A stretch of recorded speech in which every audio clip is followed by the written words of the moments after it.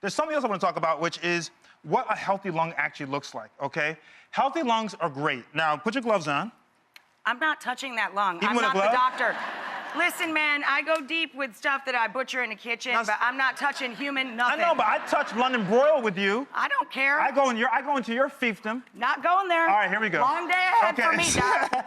All right, so. See, now this is healthy? That looks so unhealthy to me. I know, well, wait till I show you unhealthy, though. So this is healthy lung. It's pinkish gray. It's not completely pink like this, but it's pinkish gray, and it's smooth. It's very smooth. And you can see some of the air sacs in there. Now, there is a little black pigmentation. This person probably lives in an urban environment. We all get that from the environment. It's called anthracosis. It deposits some pigmentation inside of your lung. But this is a nice-looking lung, okay? Now, the great thing about healthy lungs is that healthy lungs will allow you to get that oxygen in.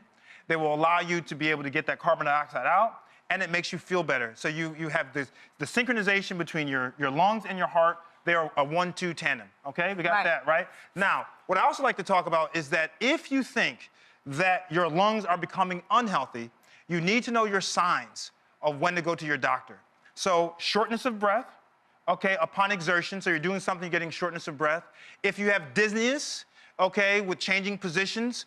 Also sometimes pain. If you have pain in your airways, it could be a problem. And also this persistent cough. A persistent cough or wheezing. Now, let's talk about what unhealthy lungs look like, okay? I'd like you to look at this. I know you don't want to touch it, but these are bad lungs. Yeah. Now, you see the difference? They're so distressed. Now, you can see here, look at all the black pigmentation. This is from the cigarette smoke. And very little capacity. Right. There are 7,000 chemicals that are in cigarette smoke. Major ones are nicotine, carbon monoxide, and tar, okay?